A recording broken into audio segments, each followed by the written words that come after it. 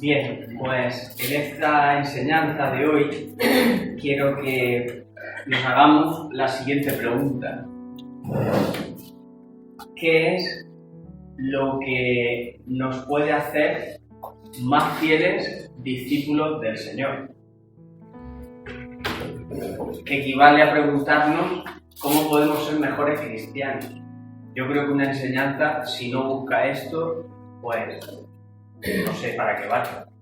Nos vamos a apoyar en varios fragmentos de la carta de Santiago. Lo digo por si alguno ha traído la Biblia, pues que vaya preparando la munición, porque iré pidiendo que vayáis leyendo los textos que quiero ir comentando hasta donde podamos llegar.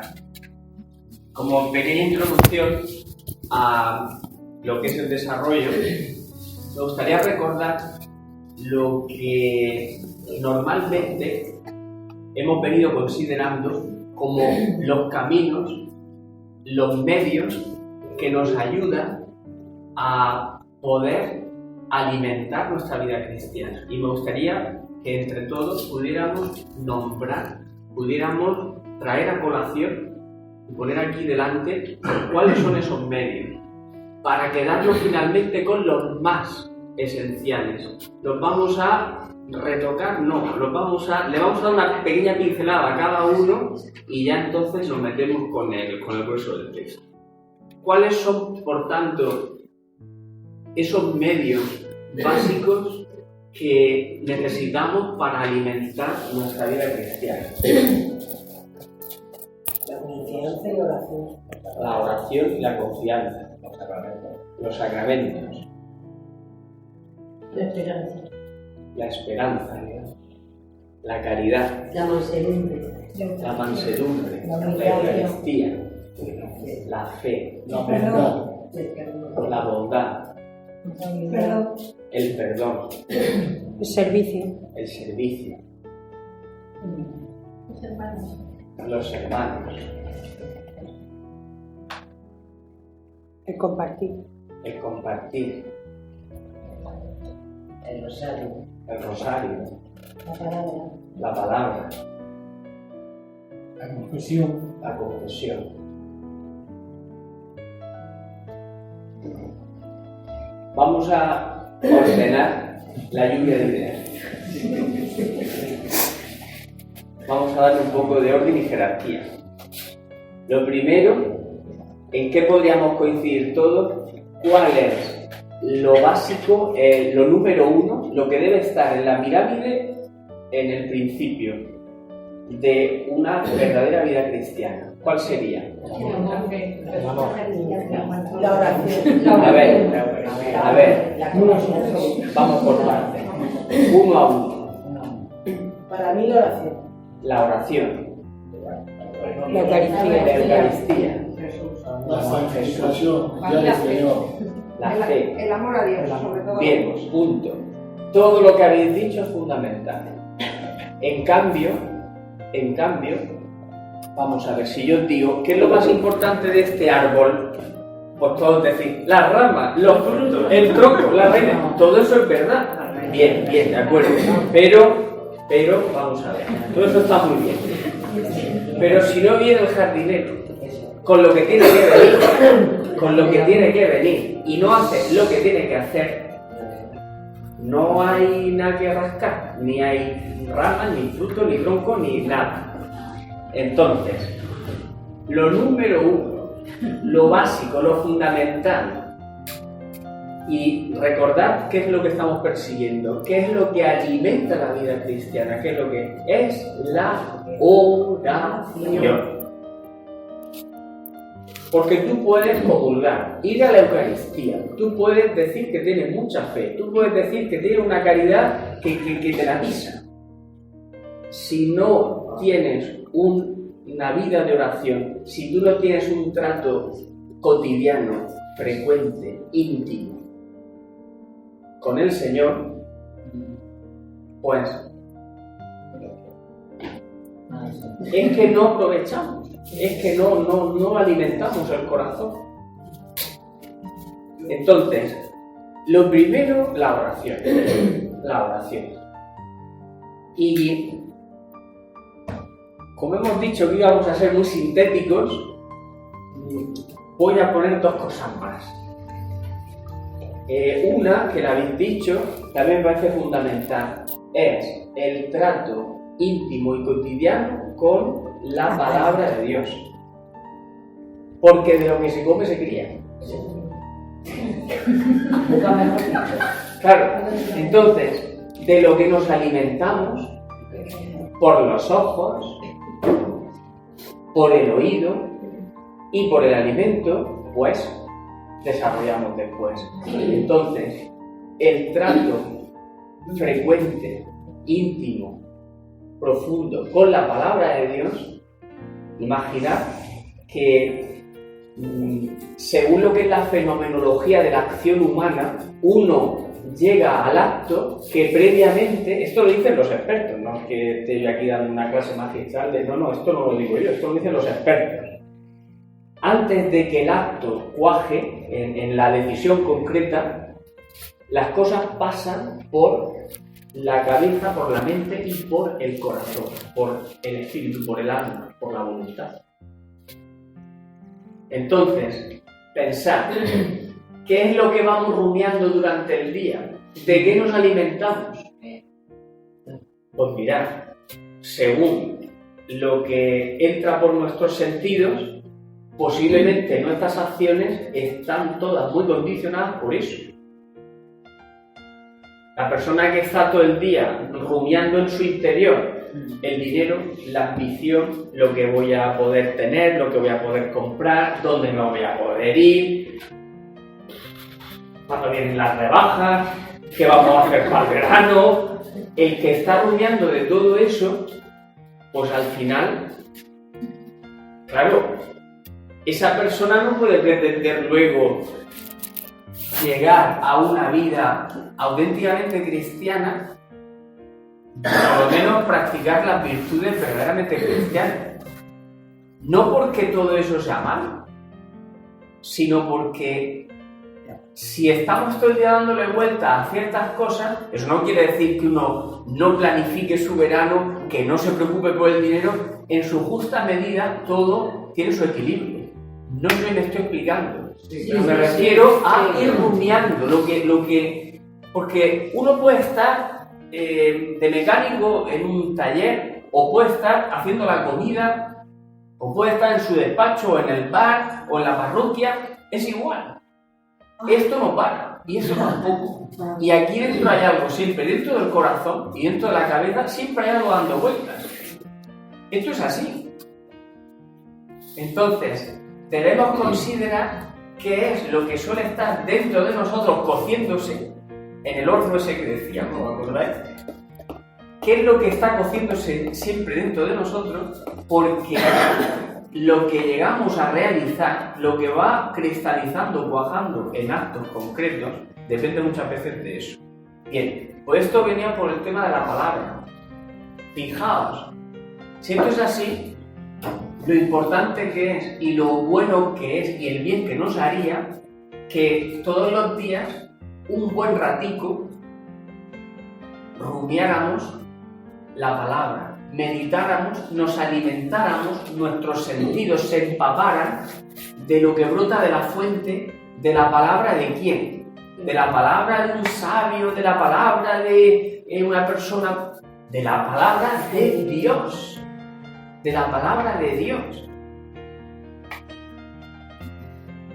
Fijaos la relevancia y el poder que tiene la palabra de Dios. Pues si nuestros sentidos se empapan todos los días de la palabra de Dios, pues yo creo que algo hará, ¿no? Digo yo, algo hará. Sí. Bien, y por último,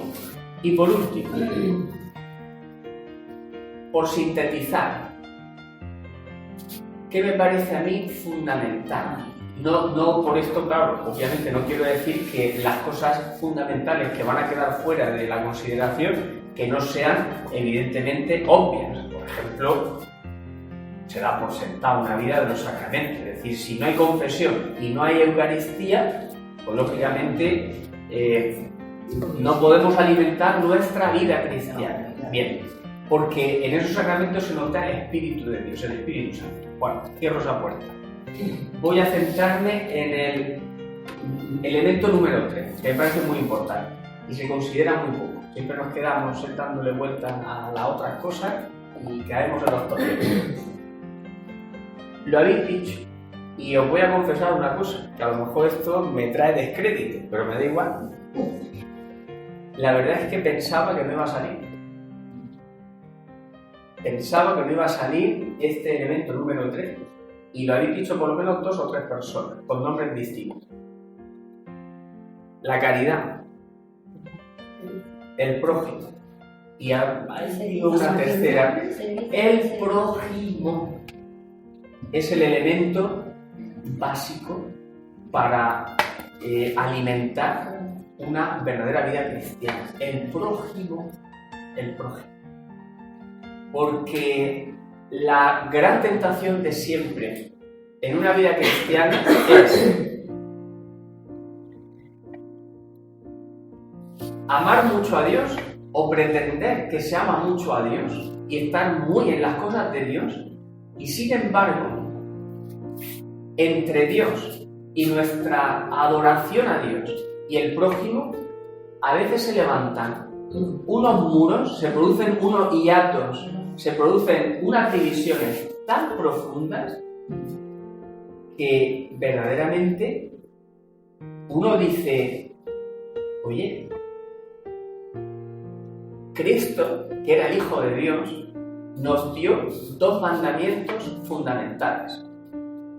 ¿Recordáis cuáles son? Y mientras voy a hacer una cosa que estoy grabando, porque llevo a varias personas en danza para llegar a la iniciación cristiana, y esto lo hago como catequesis también para que algunas otras personas puedan ayudarse en su formación hacia el bautismo de adultos. Entonces, ¿cuáles son esos 2 mandamientos principales que nos dejó el Señor?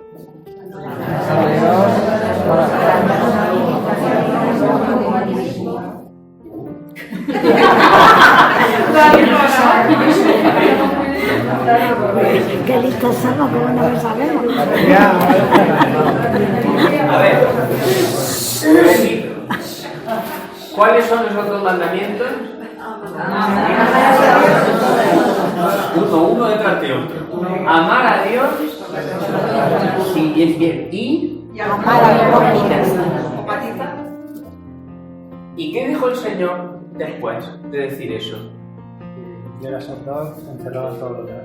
Que toda la ley y los profetas se encierran en estos 2 mandamientos, que es una manera de decir, la percepción que os estoy enseñando, que Dios nos enseña, es la plenitud de la verdad y de la ley está en el amor a Dios y al prójimo. Y no me puedo aguantar, porque claro, salir cuando uno se hace ya cada vez más mayor, pues va perdiendo el respeto humano y todas esas cosas. Aunque no he llegado a los 40, pero se ve que tengo prematura. No puedo evitar. Tengo que ser un poco así borde, lo tengo que hacer. El Señor no dice muchas de las cosas en las que nosotros nos apoyamos para alimentar nuestro ego a veces de creernos cristianos o de cumplir. Hay muchas cosas que configuran una vida religiosa. El Señor dice esas 2. No dice rezar el rosario, no dice... No. Por tanto, hay que priorizar. Hay que priorizar y hay que subrayar bien los 2 elementos básicos. Y el Señor dice eso, amar a Dios y al prójimo. ¿Por qué subrayo esto con esa pizca de malicia? Porque se da en nuestra época y en muchas, se da una paradoja que entierra la vida cristiana. La entierra, la masacra, la vilipendia. ¿Cómo? Y es Eso sería raro, que la gente, hermanos, escuchar esto bien con los oídos, con todos los sentidos. La gente nos ve muy piadosos, pero luego en lo que es lo humano, en el trato humano, en el prójimo, nos ve flojos, nos ve flojeando. Y eso masacra la vida cristiana. No faltan personas que defienden que no se quite la cruz de no sé dónde, no faltan personas que defienden que no sé cuántos, no faltan personas que vayan a la iglesia a celebrar los misterios, la liturgia, a misa. Muchísimos hogares de España tienen Radio María todos los santos días. Sigue habiendo sacerdotes de todas las especies y de todos los gustos. Todo eso sigue. Sin embargo, la gente, las personas de fuera, donde ven que flojeamos es precisamente en el prójimo. Oye, y qué casualidad que el Señor nos viene a decir, pues fíjate, iglesia mía, cristianos míos, seguidores míos, que yo nos he mandado muchas de las cosas que os están ocupando toda vuestra atención y de las que os estáis llenando. Y desde luego que donde yo realmente os doy ejemplo y os mando, que es el prójimo, que es el gran termómetro, ahí, hijos míos, vayáis como las escopetas de la feria. Como las escopetas de la feria. Entonces, el prójimo.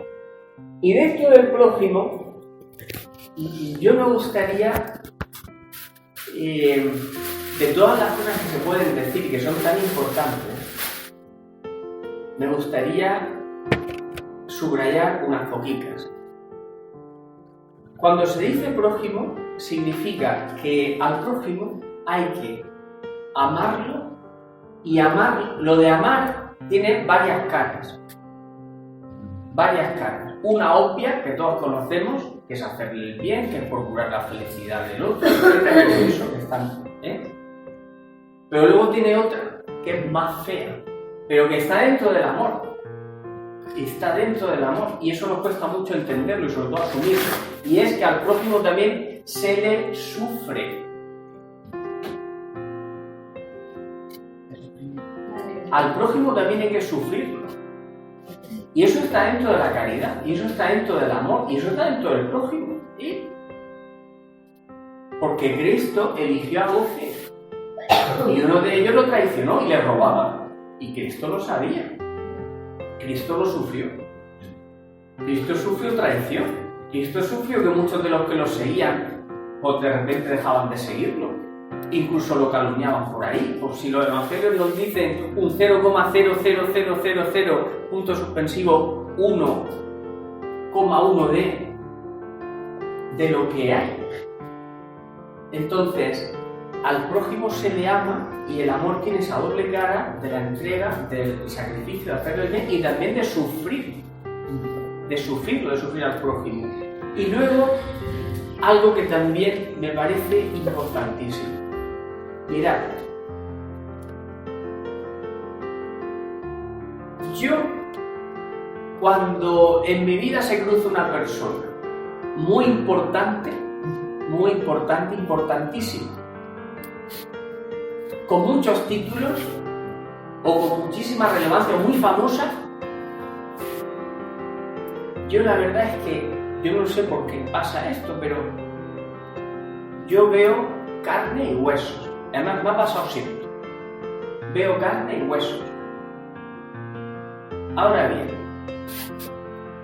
y ojo, no lo digo solo por políticos, famosos, actores, músicos, etcétera, etcétera. En la misma estructura de la iglesia me pasa igual. Yo he vivido en Roma 2 años, yo he visto al Papa, he visto a cardenales, he visto a obispos y sigo viendo carne y huesos, Eso es otro tema, que no viene ahora al caso. Pero el ministerio sagrado es una cosa y la persona es otra. Y la persona es sierva, servidora del ministerio que detenta. Y esto muchas veces no lo tenemos en cuenta.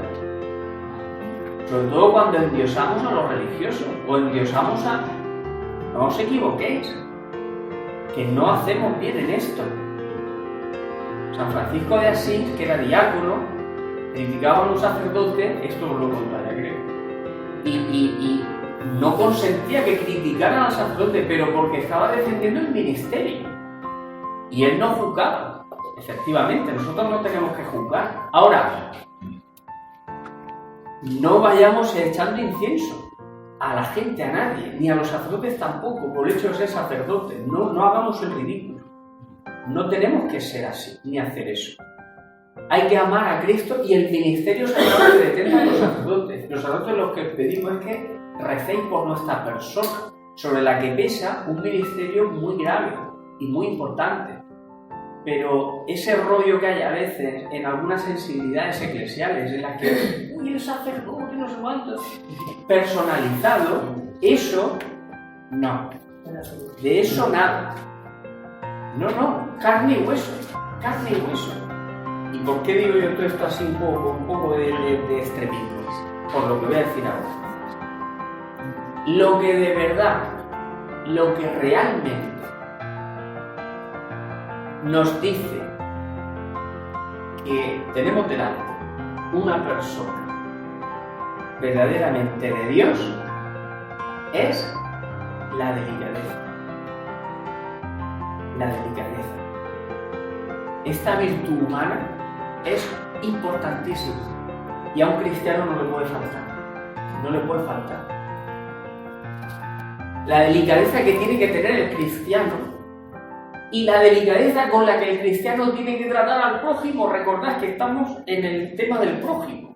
La delicadeza con la que tratamos al prójimo, con la que lo sufrimos, con la que lo servimos, con la que lo aguantamos, con la que lo tratamos. Todo esto, para mí, fundamental. Cuando se cruce en vuestra vida una persona que os trata con máxima delicadeza, os voy a decir una barbaridad que es una herejía, que a lo mejor me condenan, pero me da igual. Tenéis un santo delante, tenéis un santo delante, que puede ser un santo laico, civil, porque por lo que sea no haya conocido al Señor de una forma explícita como vosotros. Pero la persona que esté delante de vosotros y os sirva con suma delicadeza, tenéis un santo delante. Y ahora, para defender mi tesis, para que no me acusen de herejía, voy a decir lo siguiente. Da la casualidad, que no es casualidad para mí, que todos los santos se han destacado por esta virtud, la delicadeza. Yo siempre os hablo de los que más enamorados estoy, pero eso es normal, de lo que se enamora uno, pues hablo yo. El santo cura de Ars. A él venían, como sabéis, y os he hablado alguna vez, de toda Europa, de toda Francia, venían a verle para confesarse con él y hacían colas de semanas para poder entrevistarse con él. Bien, a la gente le llamó mucho la atención que el cura de Ars, cuando recibía a las personas de alta alcurnia, las recibía de la misma manera que a las personas de condición más humilde. De la misma manera que recibía al labrador de su pueblo, recibía al duque de no sé dónde. ¿Y cuál era esa manera de recibirlo? Exquisita. Esta es la cuestión. Decía una señora, noble en este caso, a la salida de su visita a Ars, decía: ¿este hombre de dónde ha salido? Es un hombre distinguido, es un hombre de alta alcurnia. Decía, me ha recibido de una manera, con una exquisitez, con una delicadeza, con una educación, que me he quedado pasmada, decía la señora, por la atención con la que la había tratado y la delicadeza. Pues yo más claro no lo puedo decir, pero ojo al dato. Y por cerrar un poco este bloque, y ahora recapitulamos, y si acaso seguimos para adelante. Todo esto venía por sintetizar los elementos más importantes que alimentan la vida cristiana y obviando lo más obvio, centrándonos en elementos muy importantes. Decíamos la oración, la palabra y el prójimo. Subrayando el tema del prójimo, que es donde más ahí nos olvidamos de nuestra condición y de donde realmente debemos luchar más y debemos esforzarnos más en el prójimo. Porque, y claro, esto a veces me cuesta decirlo, porque como esto lo dicen mucho ciertos sectores de cierta ideología, pues claro, yo no quiero que a mí me confundan, porque... Pero es que esto es así, y es verdad. El mismo Cristo que está en la Eucaristía, que uno comulga con mucha reverencia, quiero transmitiros esto con fuerza. Ese mismo Cristo está realmente presente en el prójimo. El Concilio Vaticano II no lo dice un simple cura de barrio. El Concilio Vaticano dice que el prójimo, dice los pobres, pero el concepto de pobre hay que analizarlo más profundamente y no viene al caso. Vamos a decir, el prójimo es sacramento de la presencia del Señor. Porque es que Cristo lo dijo. El mismo Cristo que dijo en la Eucaristía, en el pan, esto es mi cuerpo, que es lo que comulgamos sacramentalmente, dijo también, cuando lo hicisteis con uno de estos mis humildes hermanos, conmigo lo hicisteis. Chico, ya está. El mismo Cristo. Sacramento de su presencia, el prójimo. Entonces, claro, si queremos progresar por el camino recto, tenemos que unificar nuestra piedad y el culto, el sacramento, la liturgia, la alabanza, la oración. Debemos unificarla, no separarla, debemos unificarla con el prójimo. Bien, pues hasta aquí esta primera parte. ¿Cómo vamos de tiempo? Estamos dentro de... Pues venga, vamos al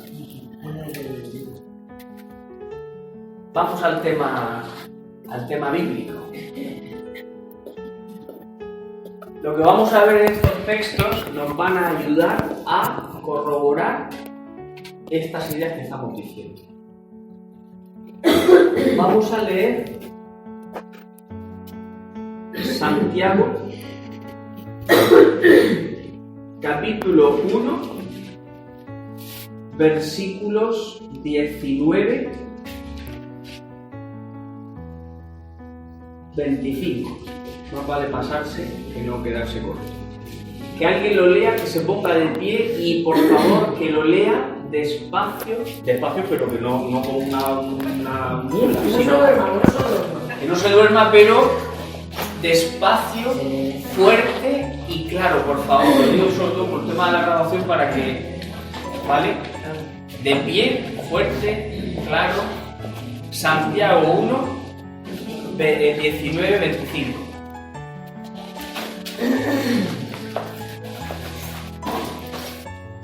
Vamos. Sí, adelante.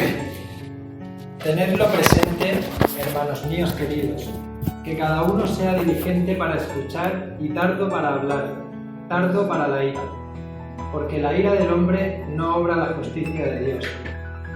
Por eso, desechad toda inmundicia y abundancia de mal, y recibid con docilidad la palabra sembrada en vosotros, que es capaz de salvar vuestras almas. Poned por obra la palabra, y no os contentéis solo con oírla, engañándoos a vosotros mismos. Porque si alguno se contenta con oír la palabra sin ponerla por obra, ese se parece al que contempla su imagen en un espejo. Se contempla, pero oyéndose, se olvida de cómo es. En cambio, el que considera atentamente la ley perfecta de la libertad y se mantiene firme, no como oyente olvidadizo, sino como cumplidor de ella, ese practicándola será feliz. Bien. Este es el primer texto que quiero que consideremos.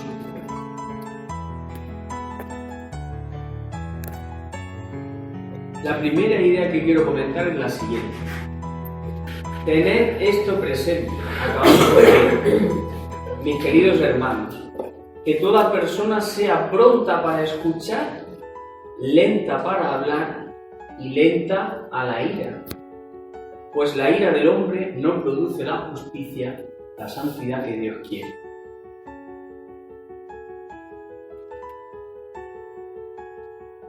Otro de los termómetros que nos dicen cómo estamos y cómo somos es esto que acabamos de escuchar. Yo soy una persona que es más dada al escuchar o al hablar. Esto también debe distinguir a un verdadero cristiano.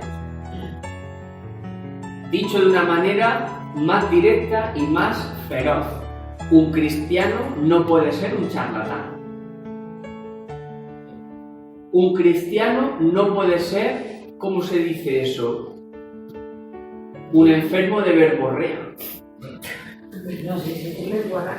Una persona, un cristiano no puede ser una persona que sea de hablar mucho y de escuchar poco, sino todo lo contrario.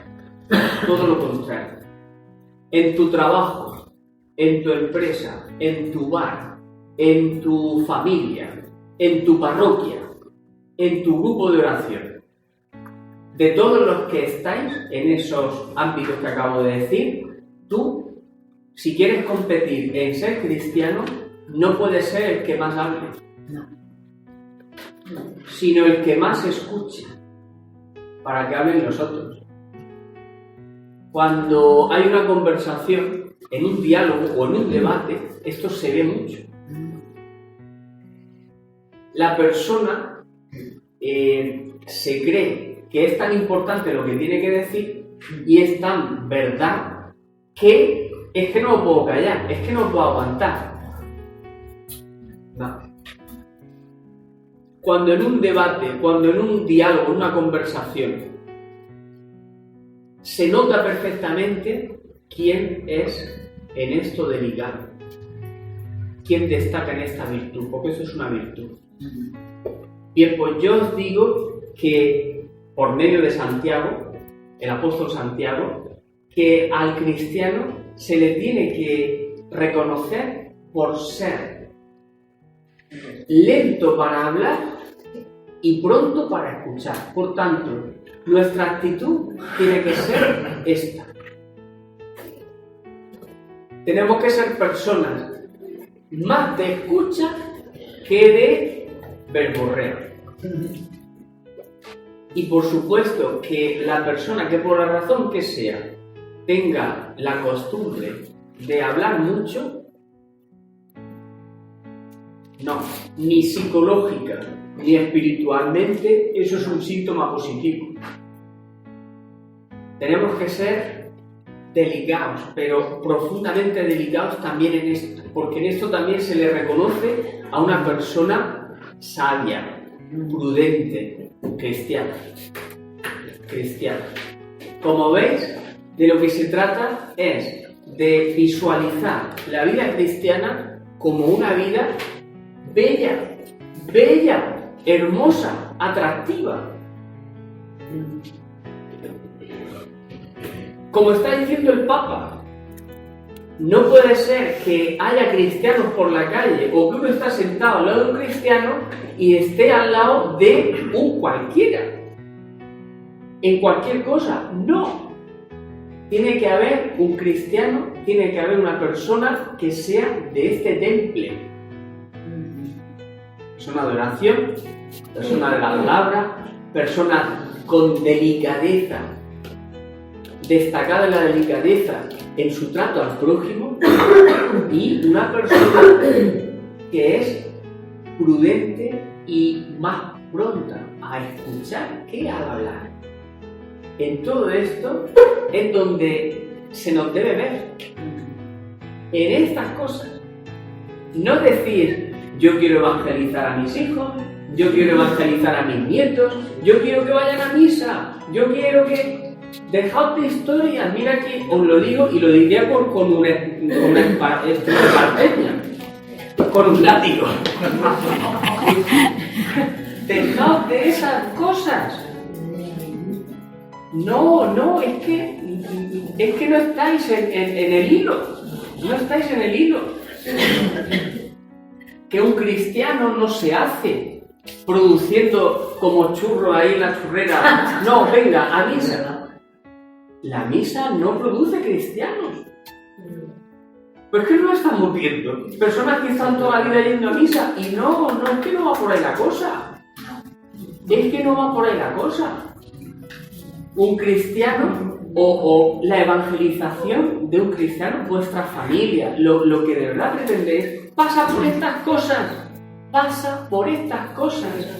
Es que yo no lo entiendo. Toda mi vida yendo a la iglesia y mis hijos viendo mi ejemplo, perdón. Pero lo que tus hijos tienen que ver, o tus nietos, es esto. Porque si ven esto, que eres persona de oración, que eres persona de trato con la palabra, que eres persona con una suma delicadeza con el prójimo, que eres una persona pronta para escuchar y tarda en hablar, eso evangeliza. Eso evangeliza. Porque cualquiera percibe en esas cosas una belleza que no es común en el mundo. No es común en el mundo. Entonces, pues, si es que más claro agua no, es que es más claro que el agua. Me encanta. Bien. Y de este texto, subrayar otra idea. Dice, poned en práctica la palabra y no os contentéis con oírla, engañándoos a vosotros mismos. Poned en práctica la palabra y no os contentéis con oírla, engañándoos a vosotros mismos. Esto a mí, de entre las muchas cosas que os puede sugerir a todos, a mí me sugiere el examen de conciencia. Es decir, si escuchamos la palabra y la palabra no trabaja el corazón y produce fruto, que es actos concretos, obras concretas, pues entonces me estoy engañando a mí mismo. Porque yo, si todas las noches me acuesto con la conciencia de soy cristiano y soy seguidor del Señor, soy un discípulo, yo estoy en la iglesia, yo soy miembro de la renovación y el espíritu y la alabanza y todo lo que tú quieras.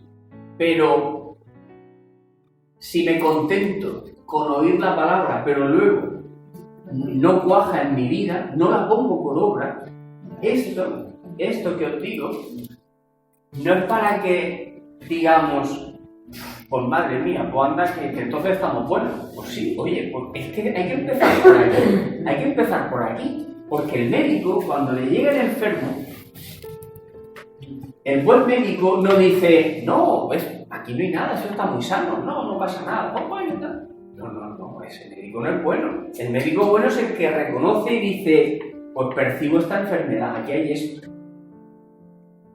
¿Y por qué me dice usted eso? ¿Le habéis dicho alguna vez al médico, cómo se le ocurre a usted decirme que resulta que tengo una infección no sé qué, no sé dónde y no sé cuándo? ¿Eso lo dice? No, imagino.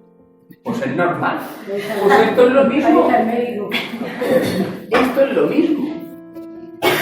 No quiero que esto nos lleve al desaliento de decir, pues anda que entonces estoy bueno, pues este hombre nos está arreglando el cuerpo. No, es que esto nos tiene que llevar, impulsar a decir, oye, pues me vendría bien todos los días, si es posible, al acabar la jornada, practicar un sano ejercicio de examen de conciencia y decir, oye, en el día de hoy, ¿cómo he vivido yo las virtudes propias de un cristiano? Y se pasa la película, porque como nos la van a pasar después, cuando nos caiga el ladrillo en la cabeza, cuando el camión nos lleve para adelante, cuando nos pegue un soplo el corazón o cuando la decrepitud llegue a donde tiene que llegar, la película no la van a pasar. Entonces, si nosotros todos los días y al final de la semana pasamos la película, pues digo yo que luego nos evitaremos más sustos de los que ya nos vengan. Claro.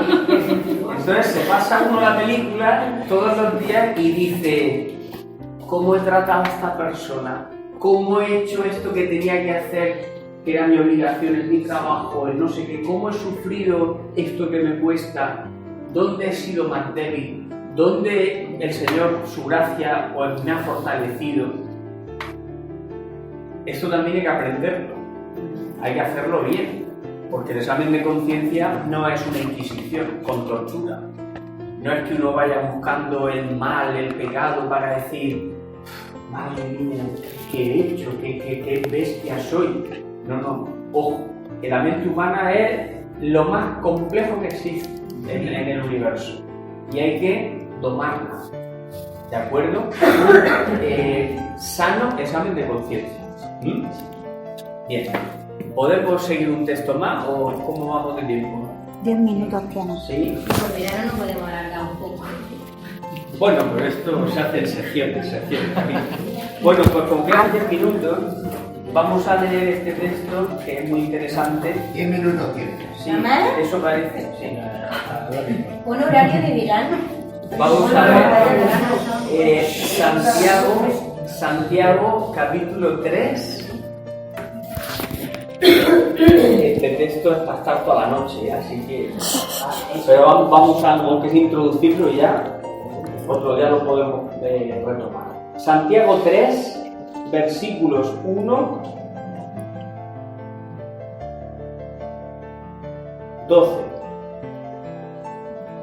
Se levanta el lector, fuerte, claro. Venga, hágalo. Hermanos míos, no queráis todos llegar a ser maestros. Y no lo veo.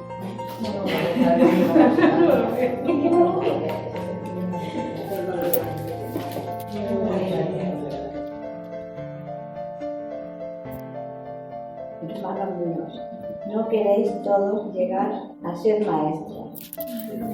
Sabed que los maestros tendremos un juicio más severo, porque todos fallamos en muchas cosas, pero quien no cae en falta al hablar, ese es varón perfecto, capaz de controlar todo el cuerpo. A los caballos les metemos el freno en la boca para que nos obedezcan y poder así dirigir todo su cuerpo. Lo mismo pasa con los barcos, por muy grandes que sean y por muy recio que sea el viento que los impulsa, un pequeño timón basta para que sean gobernados a voluntad del piloto. Pues lo mismo pasa con la lengua. Es un miembro pequeño, pero capaz de grandes cosas.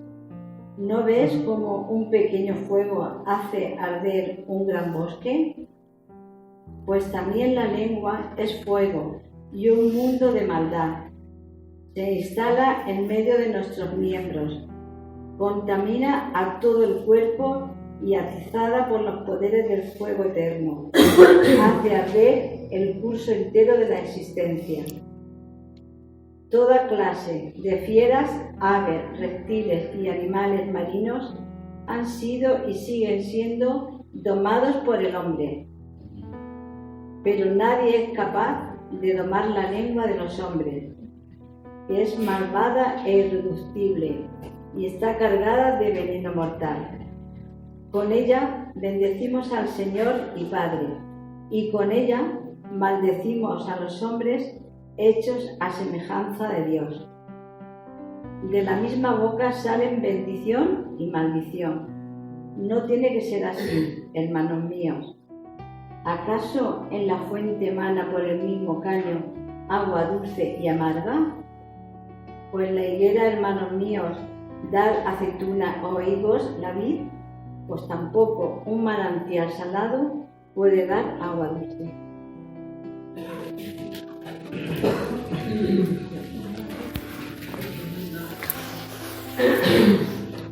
Como veis, estos textos no necesitan comentarios porque los hemos entendido todo su elemento perfectamente. Es un lenguaje muy claro, pero vamos a intentar en este momentito que nos queda profundizar su sentido para que nos ayude. De todas las ideas que podemos ir sacando, pues por ejemplo, la primera, cuando dice al principio, no os constituyáis muchos en maestros, hermanos míos. No nos constituyamos muchos en maestros, porque tendremos una sentencia más severa y todos faltamos a menudo. Esto me parece la primera cosa que podemos subrayar interesante.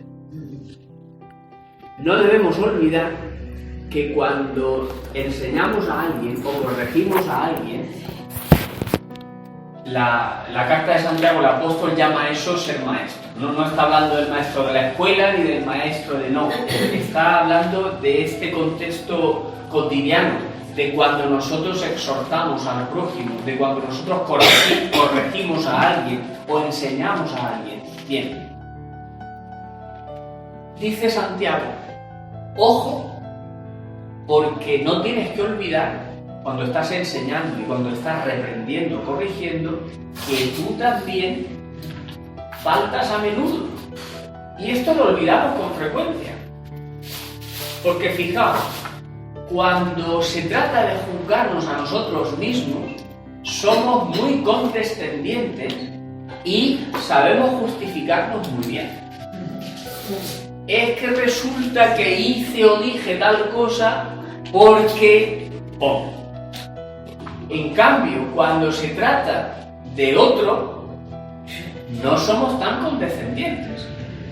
Por eso el apóstol dice, cuando tengas que actuar como maestro, recuerda que tú, antes de maestro, eres discípulo y nunca olvides que tu condición es igual de frágil que el vecino. Sí, esto ya sé que suena muy obvio, y no estoy diciendo nada nuevo, ¿de acuerdo? Sí, pero ahora veréis.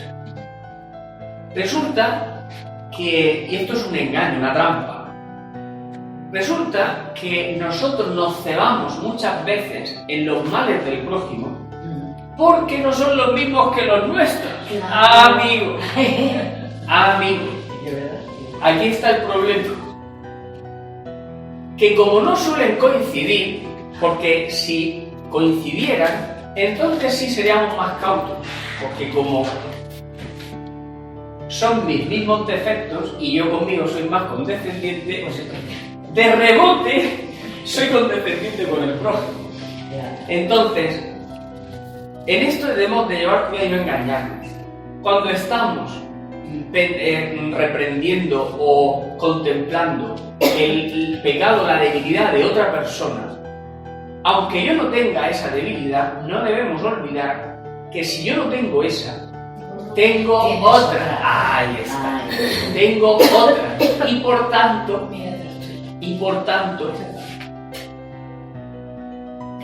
debemos centrarnos en nosotros. Y a la hora de ejercer, llamemos este ministerio de enseñar o de corregir, debemos hacerlo considerando estas cosas. Bueno, esto es la primera idea. Bueno, la siguiente, remachando un poco lo anterior. Si alguien no falta en el hablar, ese es un hombre perfecto, capaz de controlar también todo su cuerpo. Fijaos qué cosa, dicha tan sencilla, así como que no está diciendo nada, pues está metiendo una traca, pero de esas de fiesta de fin de año, gorda, la traca que está metiendo aquí Santiago. Repito, si alguien no falta en el hablar, ese es un hombre perfecto. La traca está aquí, capaz de controlar también todo su cuerpo. Es decir, eso que parece que no tiene nada que ver con el resto de las virtudes, en realidad es el centro. El apóstol dice, el que es capaz de domar su lengua y lo que habla, sin darse cuenta, está dominando el resto de impulsividades, espontaneidades, arranques y demás virtudes. Fijaos que parece que no tiene nada que ver, pero nos lo dice la palabra del Señor, que la perfección se conquista cuando empezamos por perfeccionarnos en esto, en no faltar en el hablar. Y esto es un poco, como digo, por remachar lo que venía diciendo. Pone el ejemplo de la nave. El ejemplo es muy elocuente, está muy bien la imagen. Una nave, un barco grandísimo. Pensad en un transatlántico de esto, ¿cómo se llama? De los cruceros, esos que son, que tienen una ciudad dentro del barco. Bueno, pues ese pedazo de transatlántico, como se quiera llamar, está gobernado por un piloto, un timón, que es lo que es. Para todo eso tan grande, en la persona, ¿cuál es el timón? La lengua. Madre mía de tiempo. ¿Dónde hemos venido a parar? ¿Dónde hemos venido a parar? Claro que muchos estaban diciendo, pues sí, la perfección está en la misa, en el rosario, en Radio María, en las novenas, en el grupo, en no sé cuántos. No, hijo mío, no. Te has venido a chocar en la piedra. Con la piedra, aquí está la piedra. Aquí está la piedra de atención, de toque, la cuestión. Aquí está. No, está aquí. Está aquí.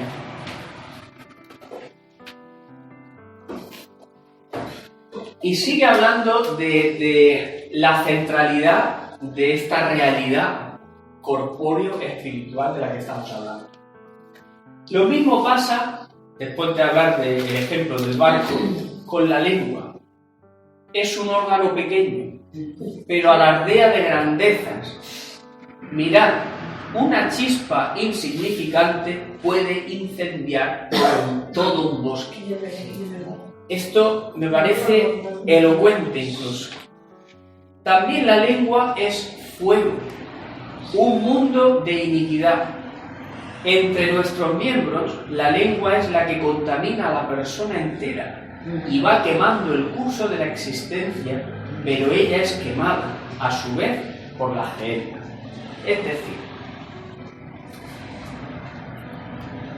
por las cosas que decimos, aquí el apóstol se está fijando en el peligro del daño, del mal que se puede producir, pero también hay que ver la cara opuesta. Lo mismo que se puede hacer mucho daño, mucho mal con la lengua, se puede hacer mucho bien. Se puede hacer mucho bien. Entonces, esto que está diciendo aquí se puede comprobar perfectamente en la vida cotidiana de las personas.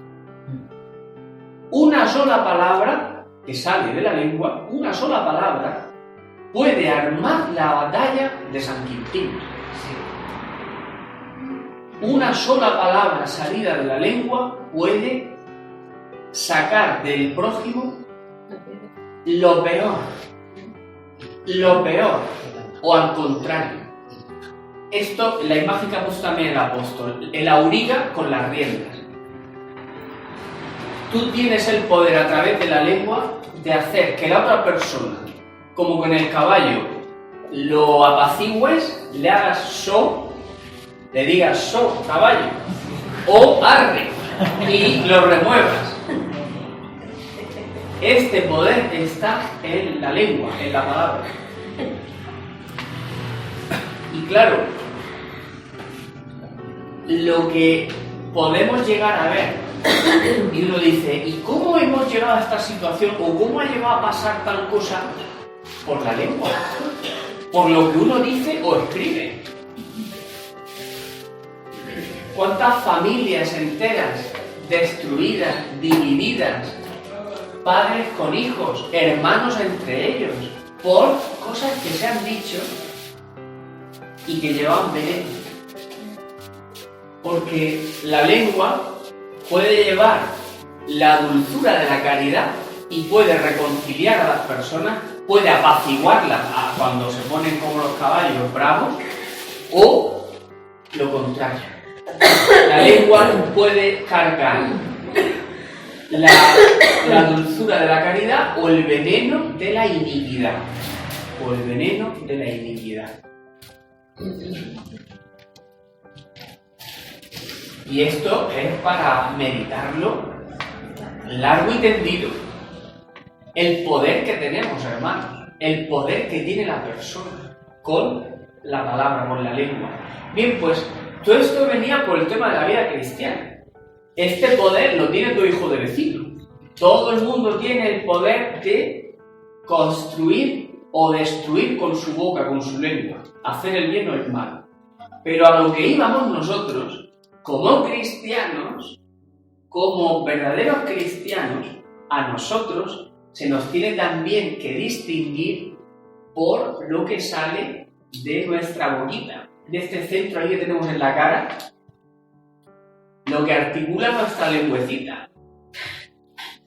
Nosotros, como cristianos, tenemos que considerar muy seriamente qué es lo que sale de nosotros, hermanos míos.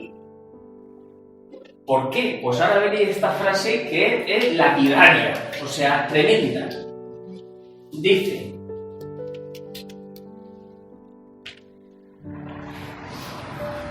la lengua nadie puede domarla, es un mal incansable cargado de veneno mortal.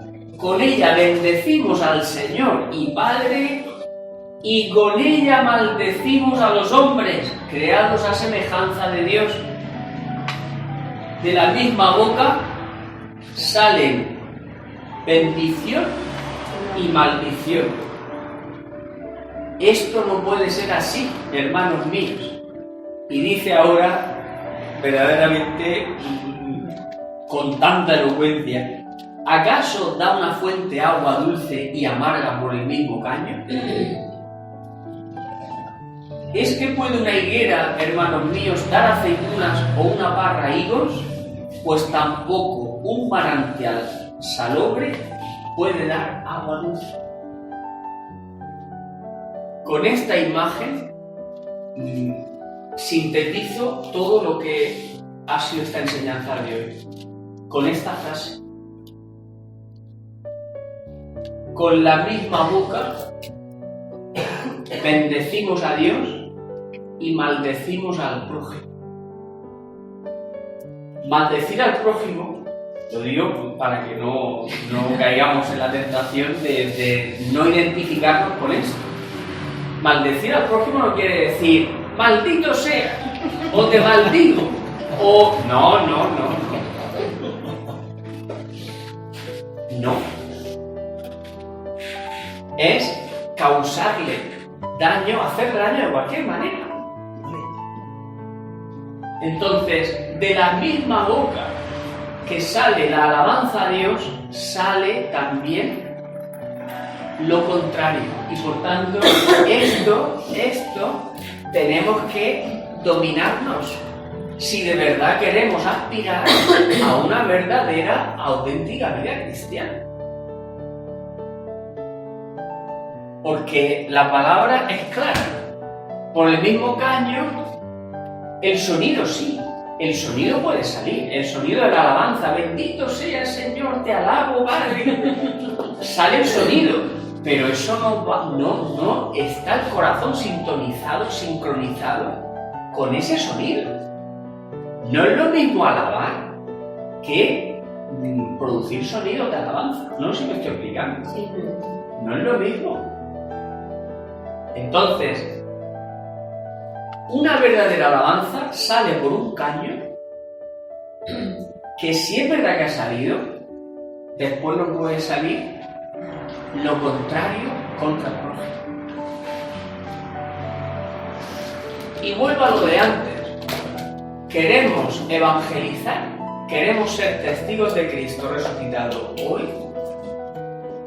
queremos poner en práctica lo que decía Santiago al principio, la palabra, en cambio no consideramos estas cosas. Y bueno, vuelvo y concluyo con esto a lo de siempre. La gente nos ve, nos oye, nos lee. Y la gente lo que ve es que lo que sale por el caño de la alabanza y el caño de la bendición a Dios se confunde con otro tipo de cosa que sale de las mismas personas que a la gente, hermano, la confunde. La confunde.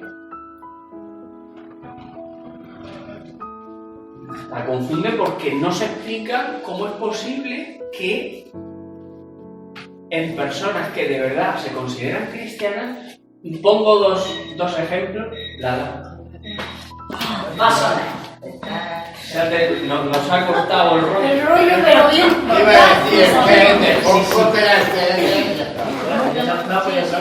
Pero da igual, se lo llama a don Juan y la Juanita. Pues está también el de Caritas. El de Carita o a Pepe, se ve que se lo ha olvidado porque siempre la ven a las 11. Está mayadisa.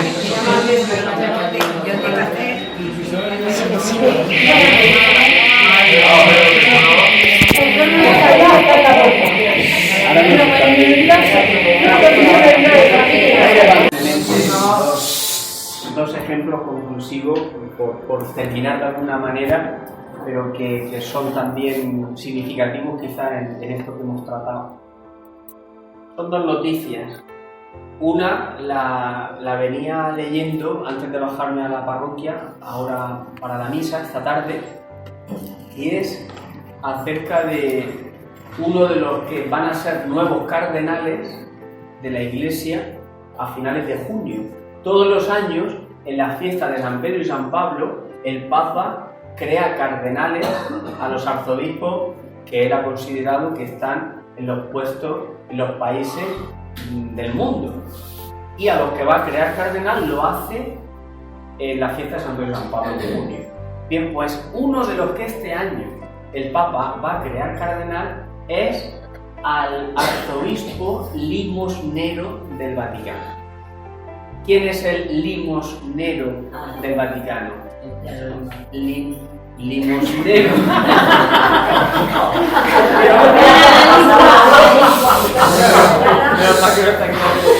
Corte. Bien.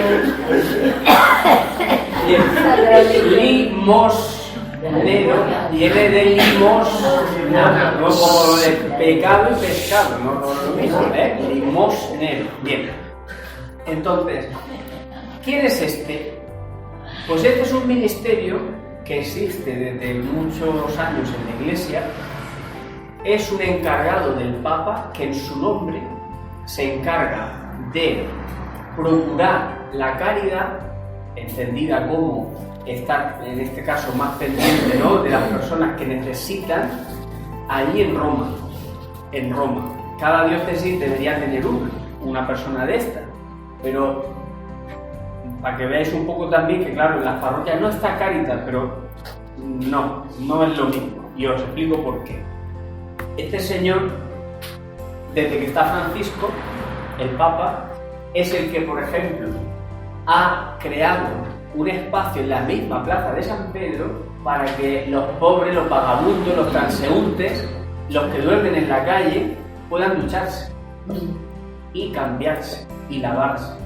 Pueden desayunar. Ha habilitado el limosnero del Papa un lugar para que puedan desayunar y comer por turno, lógicamente, todos de golpe, pues no hay estructura, pero todos los días desayunan, comen, lavarse, cambiarse, ducharse. Eso todo lo pueden hacer. Pues esto lo ha creado el limosnero del Papa.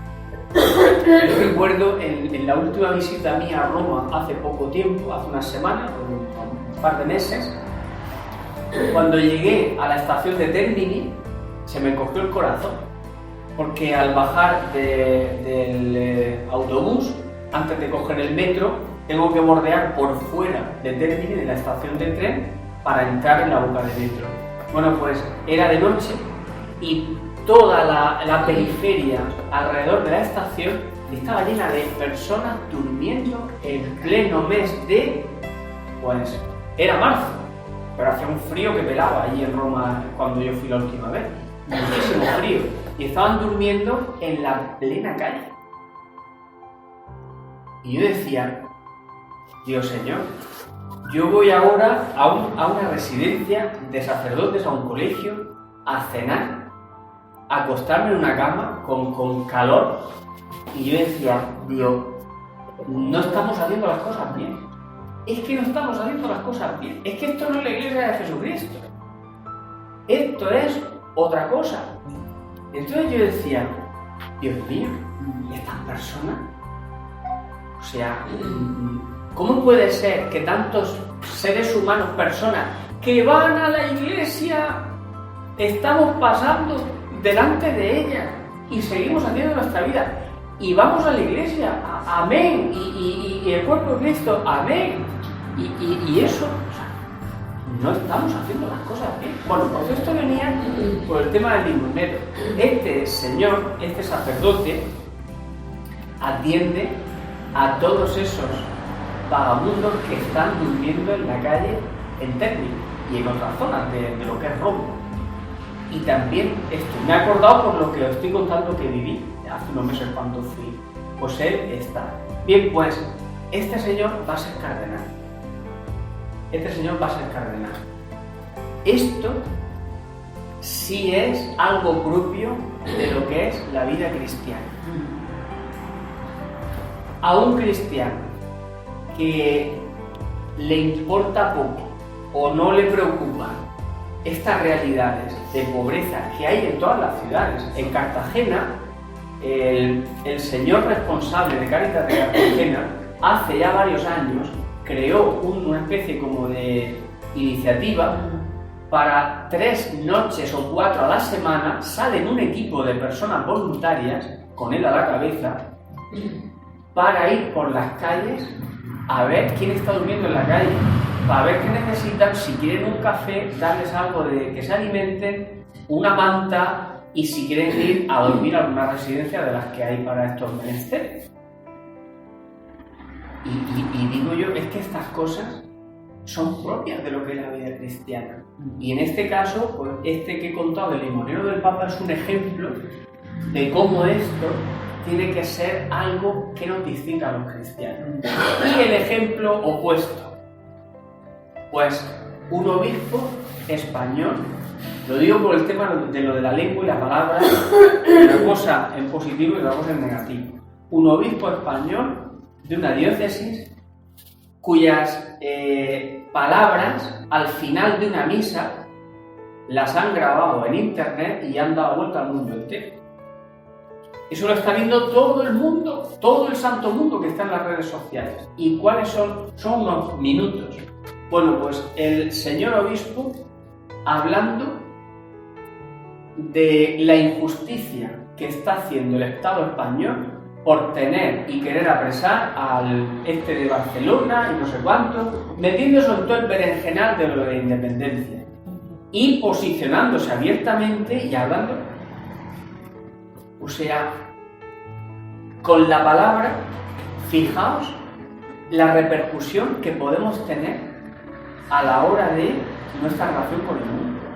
La cantidad de personas que están maldiciendo a Dios y a la Iglesia y a los sacerdotes y a la Conferencia Episcopal Española por las palabras que está diciendo esta persona.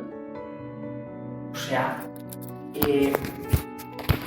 tenemos que, y ya termino, tenemos que ser conscientes del poder que tiene nuestra lengua y la palabra que vamos a pronunciar, el discurso que vamos a decir, desde el obispo hasta los que estamos aquí todos en nuestros ambientes, por la repercusión que eso puede tener y que dice realmente si estamos en un espíritu cristiano o lo contrario. Bien, pues este cuento se ha acabado.